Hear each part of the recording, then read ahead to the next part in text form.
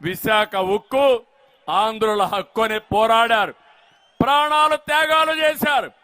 అలాంటి ఉక్కు ఫ్యాక్టరీని ప్రైవేటీకరణ చేస్తారంటే ఒక్క మాట మాట్లాడా తమ్ముళ్ళోని మిమ్మల్ని అడుగుతున్నా.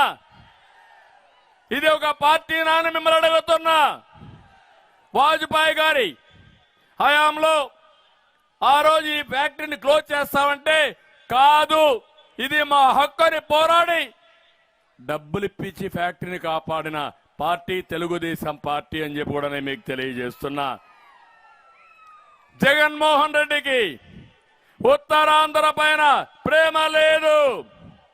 ఈ ప్రాంతాన్ని దోచుకోవడం జగన్కు ఒక బంగారు గనిగా తయారయ్యే పరిస్థితి వచ్చింది.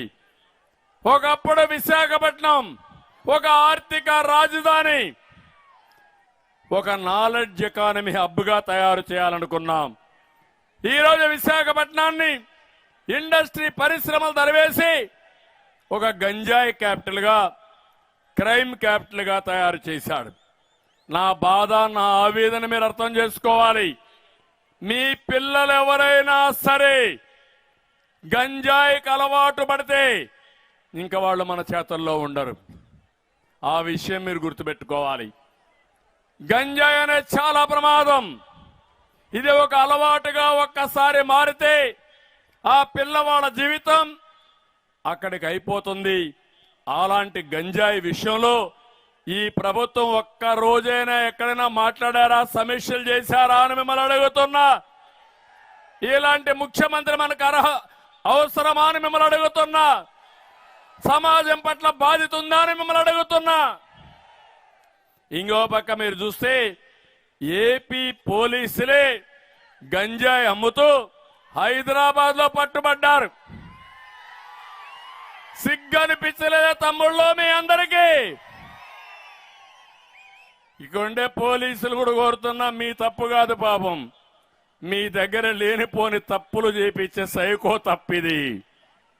ఇంకో పక్క నిన్నే చూశారు ఎంపీ, ఆయనకు కూడా సిగ్గు లేదు. ఎంపీ కుటుంబ సభ్యుల్నే కిడ్నాప్ చేశారు. వాళ్ళు ఎక్కడో కిడ్నాప్ చేసి వాళ్ళ దగ్గర డబ్బులు వసూలు చేశారంటే ఆయన ఒక ఎంపీ, ఈ సైకో ఒక ముఖ్యమంత్రి. ఏమనాలి? నిన్ననే విశాఖపట్నంలో రూరల్ తహసీల్దార్ రమణయ్య నిన్ననే ఇంట్లో చొరబడి దారుణంగా చంపేశారు. నేను అడుగుతున్న, హత్య చేసి దర్జాగా విమానాశ్రయానికి వెళ్లి వైజాగ్ విమానాశ్రయంలోనే వేరే ప్రాంతాలకు పోయారంటే అసలు ఈ రాష్ట్రంలో లా అండ్ ఆర్డర్ ఉందా అని మిమ్మల్ని అడుగుతున్నా. మీ ఇంటికి వచ్చి మీ మీద దౌర్జన్యం చేస్తే రక్షణ ఉందా అని మిమ్మల్ని అడుగుతున్నా. మా ఆడబిడ్డలు రోడ్డు మీద పోతూ ఇంటికి సేఫ్ గా తిరిగి వస్తారా అని మా ఆడబిడ్డలను అడుగుతున్నా.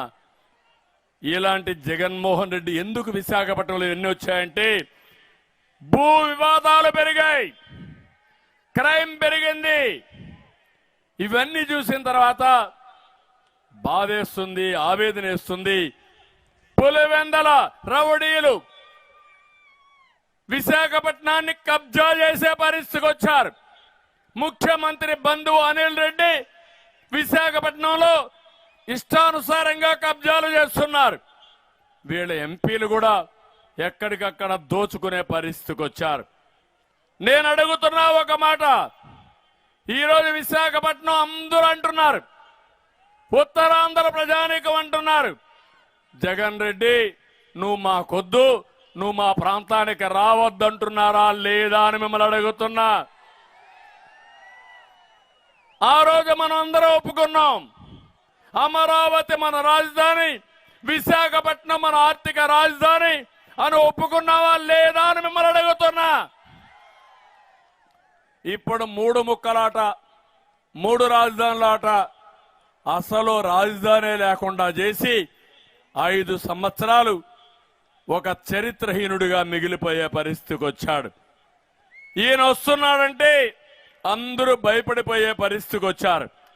ఇంత దుర్మార్గమైన ముఖ్యమంత్రిని నేను ఎక్కడా చూడలేదు. ఇప్పుడు ఒకసారి చూస్తే నేను ఒకటే మిమ్మల్ని అందరినీ కోరుతున్నా, 3 ప్రాంతాల ప్రజలు ఆలోచించాలి. వచ్చే ఎన్నికల్లో ఫ్యాన్కు ఎన్ని రెక్కలు ఉన్నాయి తమ్ముళ్ళు? ఎన్ని రెక్కలు? 3 రెక్కలు ఉన్నాయి.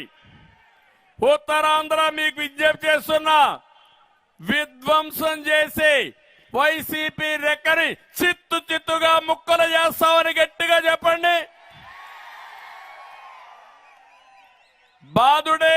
బాదుడనే రెక్కని పీకేయడానికి కోస్తా ప్రజలు సిద్ధంగా ఉన్నారు. హింస దోపిడీ రెక్కని తుక్కు చేయడానికి సీమ ప్రజానికం సిద్ధంగా ఉన్నారు. మొండు ఫ్యాన్ జగన్ చేతికిచ్చి 5 ఏళ్లు పాలనకి రిటర్న్ గిఫ్ట్ గా ఇచ్చి శాశ్వతంగా ఆ పార్టీని బంగాళాఖాతంలో కలుపుతామని అందరం కూడా శపథం చేయాల్సిన సమయం ఆసన్నమైంది. నిన్న మొన్న చూస్తున్నా, సామాజిక న్యాయం కోసమే పుట్టాడంట జగన్. ఇంకో పక్క మీరు చూస్తే ఈ సామాజిక న్యాయానికి ప్రతినిధులు ఎవరంటే విజయసాయి రెడ్డి, వైవి సుబ్బారెడ్డి, సజ్జల రెడ్డి, పెద్దిరెడ్డి. ఈ 4 వీళ్ళ పత్తనం కింద ఈ బడుగు బలహీన వర్గాలు బలైపోయే పరిస్థితి వచ్చింది. నేను అడుగుతున్నా, ఉత్తరాంధ్రలో ఇక్కడ నాయకులు లేరా అని మిమ్మల్ని అడుగుతున్నా. వీళ్ళ పెత్తనం ఏంటని అడుగుతున్నా. నేనున్నప్పుడు చేసింది ఇక్కడుండే ప్రజానీకం వాళ్లే పెత్తనం చేశారు. ఇక్కడుండే అయ్యన్న పాత్రుడు గారు, లేకపోతే సత్యనారాయణ మూర్తి, వీళ్ళు పెత్తనం చేశారు తప్ప బయట వాళ్ళు కాదు. మళ్ళీ మీకే పెత్తనం ఇస్తాం. ఉత్తరాంధ్ర ప్రజలు సమర్థులని మరొక్కసారి మీ అందరికీ విజ్ఞప్తి చేస్తున్నా.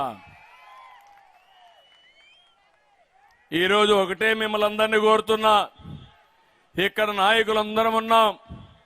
మేము బాధితులే, మీరు బాధితులే, నేను కూడా అందులో బాధితుడినే. ఈరోజు అయ్యన్న పాత్రుడు సీనియర్ నాయకుడు, కడాన ఆయనపై నిర్భయ కేసే పెట్టేశారు, అటెంప్ట్ టు రేప్. ఆ వయసులో ఉండే ఆయన పైన రేప్ కేసు పెట్టారంటే ఏం చెప్పాలి వీళ్ళకి? బండారు సత్యనారాయణమూర్తిని కేసులు పెట్టారు.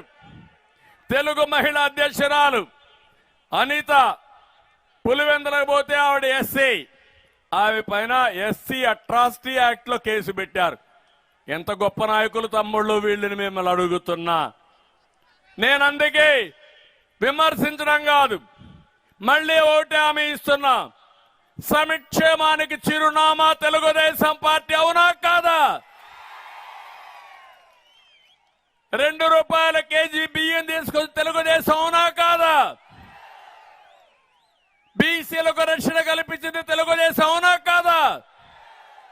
అన్నా క్యాంటీన్ గాని, విదేశ విద్య గాని, ఇంకొక పక్క పండుగ కానుకలు గాని, అదే మరి చంద్రన్న బీమా గాని అనేక కార్యక్రమాలు తీసుకొచ్చాం. మళ్ళీ ఈరోజు చెప్తున్నాను, ప్రతి ఒక్కరికి న్యాయం చేసే బాధ్యత మాది. సంక్షేమ కార్యక్రమాలు ఉంటాయి, ఇంకా మిన్నగా ఇస్తాం, ఇంకా ఎక్కువగా ఇస్తా. అదే సమయంలో అభివృద్ధిని పరిగెత్తించే బాధ్యత కూడా మాదని మీ అందరికీ హామీ ఇస్తున్నా. అభివృద్ధి జరిగితే సంపద వస్తుంది, సంపద వస్తే ఆదాయం వస్తుంది. ఆ ఆదాయాన్ని పేదవాళ్లకు పంచితే వాళ్ళు బాగుపడతారు. అదే తెలుగుదేశం పార్టీ సిద్ధాంతం అని మరొక్కసారి మీ అందరికీ హామీ ఇస్తున్నా. అందుకే సూపర్ 6 ఇచ్చాం. యువత తమ్ముళ్ళు సంవత్సరానికి 4 లక్షల ఉద్యోగాలు,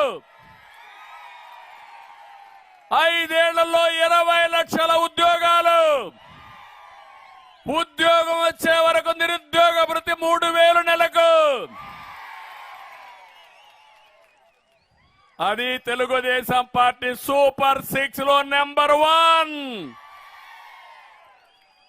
నెంబర్ 2 మా ఆడబిడ్డలు. ఏవమ్మా గుర్తున్నానా నేను? తెలుగుదేశం పార్టీ గుర్తుందా లేదా మీకు? ఎవరు తీసుకొచ్చారు?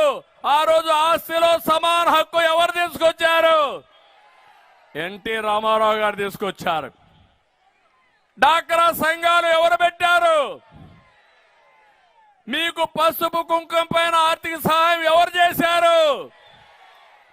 ఉద్యోగాల్లో కాలేజీల్లో 33% రిజర్వేషన్లు పెట్టిన పార్టీ గుర్తుందా? మా చెల్లెమ్మలో అక్కలను అడుగుతున్నా.